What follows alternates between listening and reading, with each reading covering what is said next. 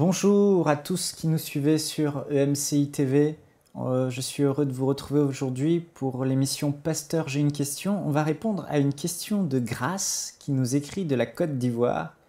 Quelle est la différence entre la lecture et la méditation de la parole de Dieu? Et pour répondre à cette question, on a avec nous un ami, le pasteur Denis. Bonjour Denis. Bonjour pasteur Michael. Ça va bien? Très très bien. On est content de t'avoir avec nous. Tu es pasteur tu es originaire du Burundi, mais tu vis maintenant au Canada avec ta famille. Ouais. Et tu es pasteur à l'église d'Ottawa, Centre Réveil Chrétien. Ouais. Tu fais un bon travail là-bas avec le pasteur Jean Turpin. Exactement. On a une bonne équipe là-bas à Ottawa, Centre Réveil International. Ouais. Super. Alors on va répondre ensemble à cette question très importante, pasteur Denis. Quelle est la différence entre la lecture et la méditation de la parole de Dieu? Il y a beaucoup de chrétiens qui lisent la Bible ou écoutent la Bible, la version audio maintenant avec la technologie, mais il y en a beaucoup moins qui la méditent. Et pour beaucoup de personnes, méditer la parole de Dieu, ça ne veut pas dire grand-chose. Et là, ici, Grace nous pose cette question. Quelle est la différence entre la lecture et la méditation? Avant de rentrer dans le vif du sujet, on sait que lire, c'est lire, lecture, écouter. Ouais. Bon, il n'y a pas grand-chose à dire là-dessus. Ouais. Mais qu'est-ce qu'apporte de plus la méditation?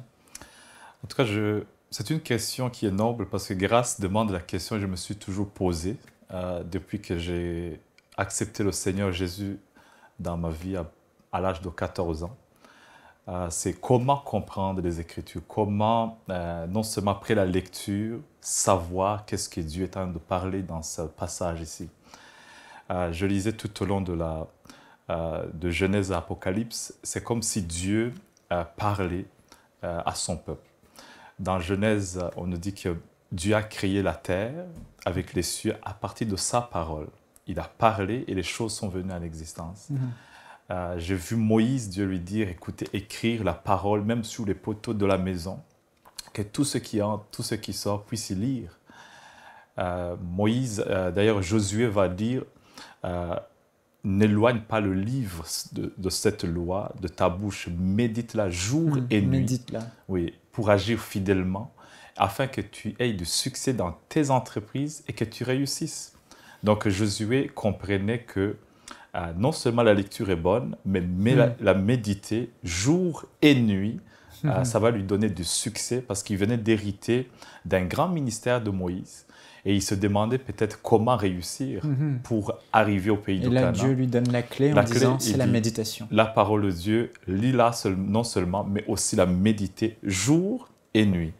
David, quand il va venir, dans le psaume 1, il va dire, écoute, heureux l'homme qui ne s'assit pas en compagnie des moqueurs, qui ne marche pas avec les autres, mais qui trouve son plaisir dans la loi de Dieu, à la méditer jour et nuit. Et il va dire qu'il est comme un arbre, et tout ce qu'il va faire, il va réussir. Donc tu vois que David va le faire. Jésus, quand il va venir, je suis sûr que, d'ailleurs, quand il commence son ministère, toutes les victoires qu'il va avoir dès le premier semaine, le premier mois, je ne sais pas, de son ministère, c'était la parole. Il répondait au diable, il est écrit. C'était non seulement quelqu'un qui a lu, mais qui a médité la parole de Dieu. Et la parole est descendue vraiment. Est descendue, oui, parce qu'au commencement était la parole, et la parole était avec Dieu, et la parole est Dieu. Paul va dire, vous devez non seulement en avoir en abondance, vous devez non seulement la méditer. Jean, dans l'île de Patmos, en écrivant le livre de l'Apocalypse, il va dire « Heureux celui qui lit et qui entend les paroles de cette prophétie et qui garde ces choses, parce que le temps est proche. » Alors, je parle à tous ceux qui sont comme Grâce, qui se posent la question « Est-ce qu'il vaut mieux faire la lecture simplement ou aussi méditer ?» Je comprends très bien, le temps est proche. Avec enseigne-moi, avec tout ce que nous avons comme matériel présentement au XXIe siècle, c'est le temps de vraiment s'accrocher à la parole de Dieu. Non seulement la lire comme un magazine, mais aussi la méditer. Et je pense que Grâce à une bonne question, et je trouve que ça m'a aidé personnellement. Et j'ai quelques points à proposer pour ceux qui veulent méditer la parole de Dieu. Parce que 2 Timothée 3,16 nous dit que toute écriture est inspirée de Dieu et utile pour enseigner, pour convaincre, pour corriger, pour instruire dans la justice, afin que l'homme de Dieu soit accompli et propre à toute bonne œuvre. Alors nous avons des chrétiens qui veulent être utiles dans la maison de Dieu, dans leur travail, dans leur carrière. Pour être utiles, nous avons besoin de comprendre, de saisir cette parole qui est inspirée. Parce que cette Bible que nous avons a été écrite de 3 langues, l'hébreu, l'araméen et le grec. Donc, il faut saisir qu'est-ce que Dieu a voulu dire dès le départ, afin qu'on puisse réussir non seulement à convaincre, mais aussi à faire les choses avec succès et avec réussite. Amen. Donc, la méditation, comme tu l'as dit, nous permet d'avoir du succès et de réussir. Mais la méditation, tu l'as dit, nous permet de comprendre ce qu'on lit en fait en profondeur. En profondeur. Et concrètement, pourquoi la méditation, contrairement à la lecture, nous permet de réussir davantage en fait? Je vais répondre à cette question par une parabole un jour que Jésus parlait. Il disait, c'est un homme riche, il a dit, il est difficile qu'un homme riche entre dans le royaume de Dieu. Il est comme un chameau qui entre dans une aiguille. Et j'étais là, je disais, je ne comprends pas cette histoire. Mais c'est en méditant. Et je vais vous donner quelques points qui vont vous aider à comprendre. Et j'ai trouvé que le mur de Jérusalem, qui barricadait toute la ville, on laissait, il y avait 2 portes. Et puis, le soir, on fermait ces portes. Et on laissait des petites portes tout au long du mur, qu'on appelle les aiguilles. Alors, un voyageur de nuit, quand il rentrait, comme la grande porte était fermée, on amenait dans les petites portes des aiguilles. Et puis, on faisait descendre tout ce qu'il avait sous le chameau, le faire entrer un à un. Ensuite, le chameau et lui-même entrer. Et de l'autre côté du mur, il pouvait réembarquer et continuer sa route. Et toi, tu pensais que c'était une aiguille de couture? Oui, moi, je voyais un couturier qui en deux. Je ne comprenais pas. Et comme tu ne comprenais pas, cette parole ne produisait rien en toi, finalement. Du tout. Parce que pour que la parole de Dieu produise du fruit dans nos cœurs, il faut qu'elle descende dans notre cœur, il faut d'abord la comprendre. La comprendre. Qu'est-ce que Dieu veut dire ici? Et c'est pour ça que Jésus disait...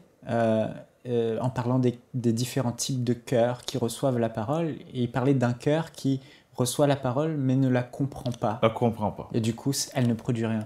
Donc la méditation, selon ce que tu dis, ça va être le processus qui va nous faire comprendre la parole de Dieu, le texte, pour que ce texte, cette vérité descende en nous et porte du fruit. Parce qu'il y a beaucoup de sujets qu'on ne peut pas saisir d'un coup. Il y a des sujets qui regardent, par exemple, le mariage, le divorce, l'alcool. Il y a plein de sujets que les enfants de Dieu qui nous suivent peuvent se poser et dire qu'est-ce que la Bible dit? Et c'est vraiment, non seulement en lisant, parce que si tu prends un texte en dehors du contexte, tu as un prétexte. Donc tu vois vraiment la nécessité, non seulement de lire, mais de méditer, entrer en profondeur pour comprendre un sujet. Amen. Et... par rapport à ça, qu'est-ce que méditer finalement, de manière concrète? C'est quoi méditer? Parce que les gens se disent, méditer c'est quoi? Quand j'étais en Angleterre, à Birmingham, là où j'ai étudié, je me posais la question, comment rendre plus pratique et comprendre rapidement ces paroles? Et j'ai essayé de trouver des acronymes qui pouvaient m'aider à garder la parole. Je trouvais comme c'est la nourriture. Et en Angleterre, on aime le thé, le tea. Et à l'après-midi, comme on appelle ici, prendre un thé, l'après-midi, non seulement il prend un thé, mais il y a aussi du manger à côté. C'est vraiment consistant, comme on peut dire. Alors, j'ai mis des acronymes pour me rappeler toujours comment méditer la parole de Dieu, comment saisir les Écritures. Alors, juste pour ceux qui nous suivent et qui ne savent pas ce que sont des acronymes, les acronymes, c'est quand on prend chaque lettre d'un mot pour...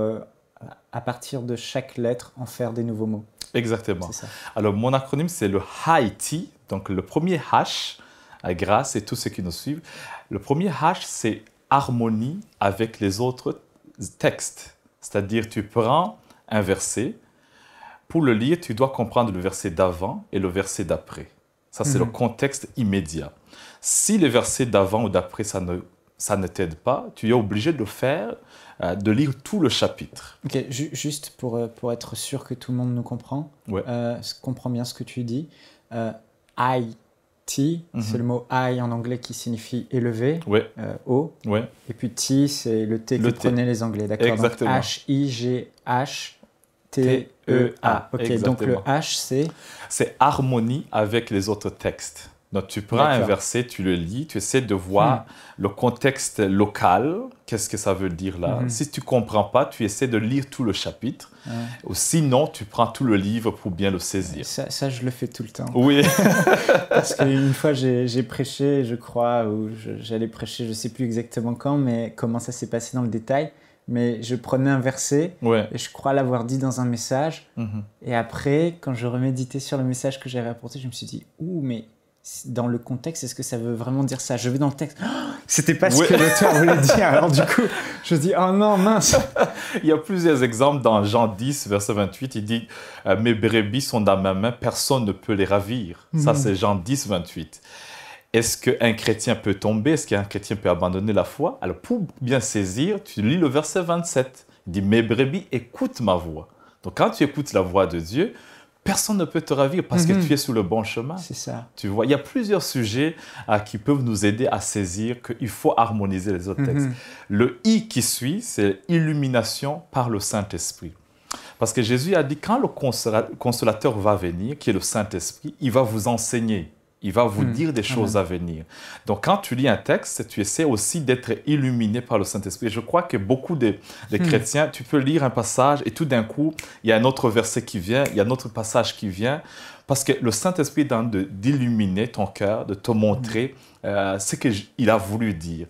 Et toi, personnellement, dans ta vie de méditation concrètement, tu as une relation avec la personne du Saint-Esprit pour qu'il t'aide à comprendre les textes? Oui, parce que le Saint-Esprit, je crois, et c'est les Écritures, c'est une personne. Il parle dans notre cœur, il parle dans notre conscience, il parle dans nos rêves, il parle de plusieurs manières. Et des fois, tu peux prendre un verset et tout d'un coup, oups, il y a un autre verset qui vient, oups, il y a un autre passage qui vient. Tu lui demandes de t'aider? Oui, je dis, Saint-Esprit, aide-moi à comprendre qu'est-ce que tu as voulu dire.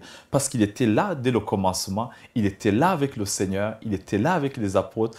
Et le Saint-Esprit connaît derrière le texte, l'esprit du texte. C'est ça. D'ailleurs, Jésus a dit à ses disciples, ne vous inquiétez de rien quand vous comparaîtrez devant les tribunaux. Le Saint-Esprit vous inspirera toutes choses. Et donc, tu demandes au Saint-Esprit, à ce moment-là, une pensée te vient, ou plusieurs pensées te viennent. Et quand tu vas vérifier d'autres textes ou ce passage, tout à coup, ça débloque et tu comprends la vérité. Exactement. Et le point qui suit, c'est le G, ce qui est le grammaire. Après avoir harmonisé, après avoir laissé le Saint-Esprit t'instruire, tu commences à lire le grammaire. Par exemple, au commencement, la parole était avec Dieu, la parole était Dieu. Grammaticalement parlant, la parole est Dieu lui-même. Donc, il n'y a pas d'autres révélations, tu le lis textuellement, littéralement, et tu comprends qu'est-ce que ça veut dire. Parce que les chrétiens aussi pensent que tout verset, il y a un code derrière, tout ça, qu'est-ce qu'il y a. Donc, des fois, c'est juste la lecture, et tu comprends sincèrement qu'est-ce qu'il a voulu dire. Il y a plusieurs passages comme ça. Laisse-moi vous amener au point H, qui est l'historique et le culturel en même temps.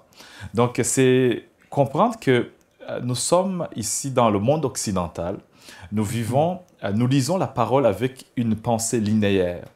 Alors que dans le contexte hébraïque, c'est un peu différent. La manière de penser est différente de la manière dont nous voyons. Le monde grec, par exemple, il est difficile de consolider ce qui est physique et ce qui est spirituel. Un homme spirituel ne pouvait pas être en même temps physique. C'est pourquoi il est difficile de comprendre qu'un homme riche peut hériter le royaume de Dieu. Une belle fille peut aimer le Seigneur. C'est deux choses. Mais Dieu, dans le monde hébraïque, on dit que David était beau de figure. Abraham était riche, mais c'était un ami de Dieu. On dit que Rebecca était belle de figure. Tu commences à voir que Dieu n'a jamais mis à côté le physique et le spirituel. Donc, quand nous lisons la Bible, il faut la lire avec l'historique hébraïque, historique du monde d'Israël. Et essayer de lire, c'est pourquoi l'Ancien Testament va nous aider à comprendre le Nouveau Testament. Le Nouveau Testament va nous aider à plus comprendre les actes des apôtres, les épîtres, parce que tu comprends l'historique, d'où nous venons, d'où on va. Il y a une manière de penser des choses qui viennent. Et est-ce que dans historique, tu mets aussi la culture? La culture. Ça va avec? Ça va avec parce que, comme je disais tantôt, l'histoire d'Aiguille, si tu ne comprends pas l'histoire d'Israël, tu ne peux pas saisir. Si tu ne vois pas géographiquement parlant, tu ne peux pas saisir. Il faut vraiment entrer. Un jour, par exemple, je priais, le Seigneur me dit, tu seras un témoin à Jérusalem, en Samarie, en Judée, jusqu'aux extrémités de la terre. Alors, je disais, Amen. Je disais, waouh, ça c'est Dieu. Mais j'ai dit, il faut entrer dans le contexte. Il faut entrer dans l'historique et la culture. Je commençais à voir ce verset au niveau géographique, au niveau historique. Et de voir que, OK, il parle de Jérusalem, Judée, Samarie et jusqu'aux extrémités de la terre. Quand j'ai compris cela, ça m'a aidé à comprendre ce passage, la mission que les apôtres avaient pour aller de villages, de villes, de pays et d'autres nations. Ça s'étendait en fait. Ça s'étendait. Ils partaient de là où ils étaient et puis ils allaient partout. Parce que grâce, si tu es capable d'être témoin en Côte d'Ivoire à Jérusalem, ton Jérusalem, tu seras capable d'être témoin au Sénégal, au Maroc et d'autres pays. Si tu es capable de témoigner aux Juifs, tu seras capable de témoigner aux Samaritains et aller au Congo, aller dans d'autres nations. Donc c'est très important aussi de saisir qu'est-ce que Dieu est en train de parler géographiquement, historiquement et culturellement, parce que nous vivons différemment. C'est ça, ça évite aussi de mal interpréter les textes parfois. Exactement. Mais qu'est-ce que tu conseillerais aux chrétiens qui méditent la parole de Dieu pour avoir cette base de l'historique? Parce que bon... Concrètement, comment faire pour connaître l'historique des choses? Il y a beaucoup des erreurs qui se font, par exemple, au niveau de la délivrance, au niveau des prières, au niveau de... parce qu'on lit la parole avec nos cultures. On essaye de mettre tout ce qui est culturel, tout ce qui est sorcier, tout ce qui est démoniaque. Et on essaie de mélanger avec nos lunettes pour comprendre la parole de Dieu. Et des fois, il faut lire la parole et dire, OK, le Seigneur a pris Israël, il y a des cultures, il y a des manières qu'il a mis, et en saisissant cela, étudier les fêtes juives. Ça va t'aider à comprendre pourquoi il y a la Pâque, pourquoi il y a la Pentecôte, pourquoi il y a les fêtes des tabernacles, et tout cela va t'aider à comprendre les prophéties que Dieu parlait. Laisse-moi continuer avec le point T. Je l'ai mis en anglais, c'est teachers, les enseignants. Parce qu'il y a d'autres sujets, tu dois aller puiser à ceux qui ont des ministères d'enseignants, à ceux qui écrivent des livres. Parce que, c'est important, ça. Oui, tu peux dire, moi j'ai la Bible, c'est la Bible seulement qui va me parler, je lis seulement Genèse, Apocalypse, personne d'autre va parler. Ce serait vrai si on est rempli de la plénitude du Saint-Esprit, mais oui. Malheureusement, c'est pas tous les jours le cas, c'est même parfois rarement le cas. C'est très important de savoir qu'il y a d'autres serviteurs de Dieu qui sont venus avant nous, qui ont écrit des livres, des manuels, parce que si Moïse n'aurait pas écrit, je suis sûr le ministère de Josué n'aurait pas eu de grand effet. Si Josué ne nous aurait pas écrit comment il a pris le pays de Canaan, les juges n'auront rien de concret. Alors tu vois qu'on a besoin des écrits. Et Éphésiens 4 nous dit qu'il a fait les dons, les 5 ministères, et il les a fait comme des enseignants. Et nous avons des livres. Et aujourd'hui, au XXIe siècle, il y a des hommes qui ont cette capacité d'écrire vraiment d'une manière pratique, sincère, efficace, à ouvrir les yeux et dire « Waouh, maintenant je comprends, je comprends ce sujet. » Amen. Et puis nous, on vit dans une société aujourd'hui où on doit travailler, on passe 8 heures, voire parfois 10 heures par jour au travail, ensuite on doit s'occuper des enfants, de la famille, et dégager du temps pour plonger son regard dans les Écritures, dans le temps pour avoir des révélations. Parfois, on n'a pas ce temps. Et les ministères que Dieu a suscités, ils sont à temps plein pour la plupart dans le ministère. Donc, ils passent leur journée à méditer les Écritures, à lire, à avoir des révélations. Et après, ils nous le transmettre dans un livre. Et le trésor qu'ils ont reçu. Et au final, en lisant le livre pendant 2 jours, on peut obtenir le même degré de révélation qu'ils ont pris 2 ans à obtenir, par exemple. Exactement. Je me rappelle un homme qui me disait, si tu veux cacher de l'argent, cache-le dans la Bible, cache-le dans un livre, parce que tu sais qu'ils vont chercher ailleurs et ils vont jamais regarder dans ce bouquin. Et ça montre combien on ne lit pas, alors que le matériel, peut-être le Saint-Esprit a inspiré. C'est pourquoi on doit prendre vraiment en considération des sites comme enseignement.com qui fait un travail Amen. extraordinaire parce que c'est enseigner, c'est donner la parole, c'est ouvrir les réseaux, connecter les églises. Et puis, ça aide à véhiculer la parole, ça aide à véhiculer l'enseignement. Et ceux qui nous suivent, vous êtes bénis parce que ce ministère enseigne-moi.com existe. Et c'est vraiment parmi les teachers ici que nous avons. Et le point E, c'est essentiel. Quand tu lis un passage, quel est le point essentiel? Quel est le point essentiel? Je lisais un jour Matthieu 25. On parle des 10 vierges. Quel est le point essentiel dans ce passage? On parle de 5 filles vierges folles, des vierges sages qui ont des lampes, qui ont de l'huile. Et puis, il y a de ceux-là qui vont acheter de l'huile. J'ai demandé à l'école biblique, je disais, quel est le point essentiel? Et l'autre dit, de l'huile, c'est l'onction, il faut avoir plus d'onction.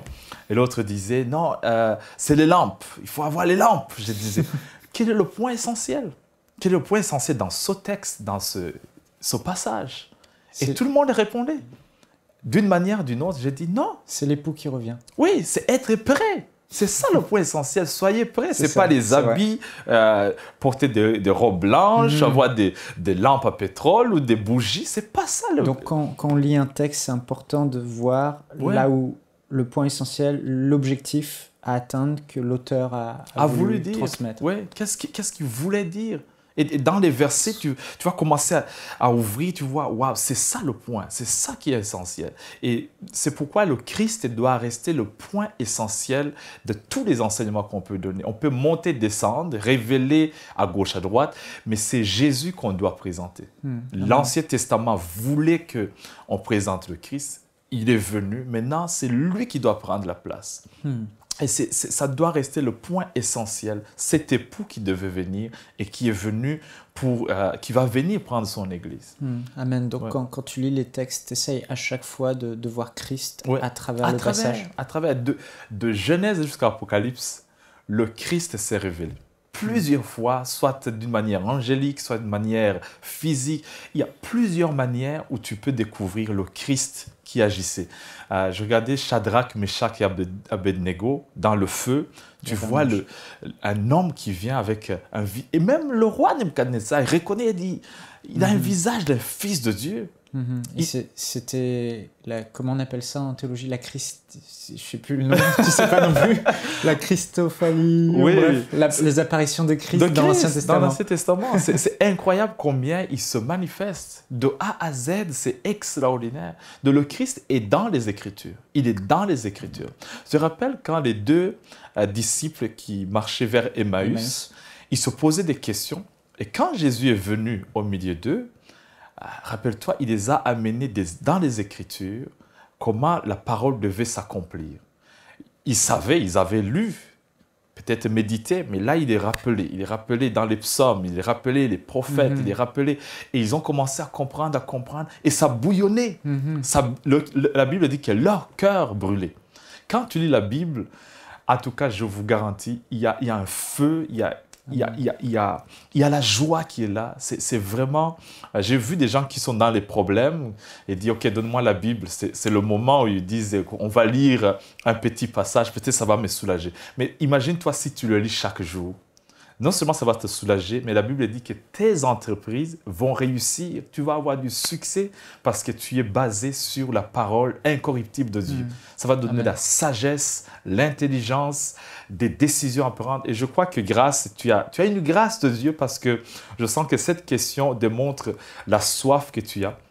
Comme David qui disait, celui qui a le plaisir dans la parole de Dieu. Et je crois que tous ceux qui ne suivent pas le biais d'Internet, par le biais de la télévision, sachez que si tu cherches Dieu, tu seras béni et dans sa parole aussi, il va se révéler à toi. Et le dernier point, c'est A, qui est actualité. Après avoir lu, après avoir médité, qu'est-ce que ça me dit maintenant, présentement, en Côte d'Ivoire, en Afrique, en France, en Belgique, au Canada, qu'est-ce que ça me dit actuellement dans ma situation? J'ai lu le passage, par exemple, de Jacob. Oui, il a lutté avec l'ange, je comprends un peu, mais qu'est-ce que ça me dit, moi, personnellement? Comment l'apporter à ma vie? À ma vie. Dans ma vie moderne, dans ma vie de carrière professionnelle, commencer à penser, à saisir, ok, j'ai tiré ce point et je vais le mettre en pratique. C'est pourquoi Jean, il dit, heureux c'est lui qui lit, qui entend, c'est-à-dire méditer, qui commence à entendre, non seulement après la lecture, mais qui entend. Il est heureux, il est béni d'ailleurs. Si tu fais la lecture, tu es béni déjà.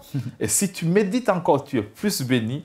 Et c'est lui qui met en pratique cette parole. Et Paul va dire même que ne soyons pas des gens qui, même le Seigneur va en toucher, qui écoutent seulement, mais qui met en pratique ce que la parole de Dieu a dit.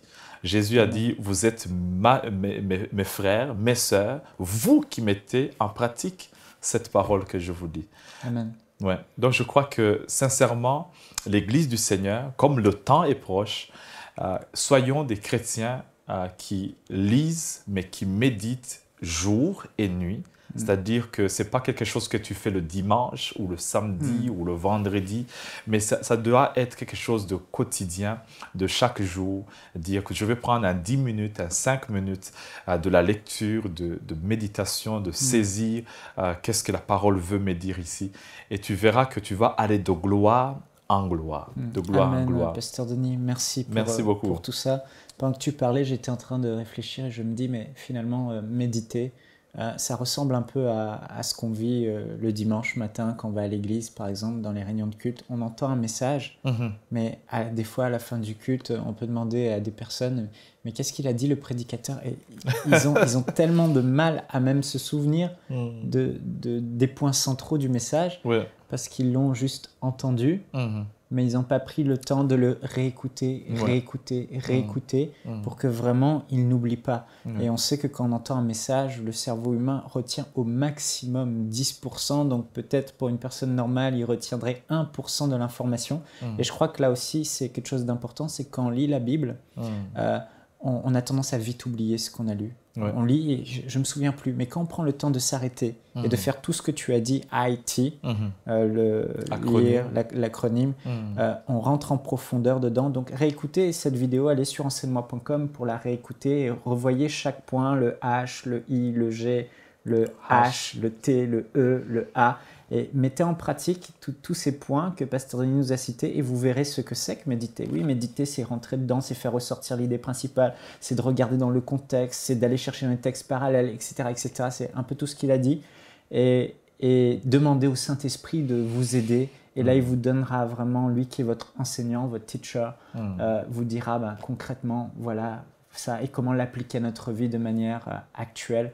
Tout ça contribue à méditer et ce qui fera vraiment la différence, c'est que ça va nous aider à comprendre, comme tu l'as dit, et aussi à retenir ces paroles et à les faire descendre en nous.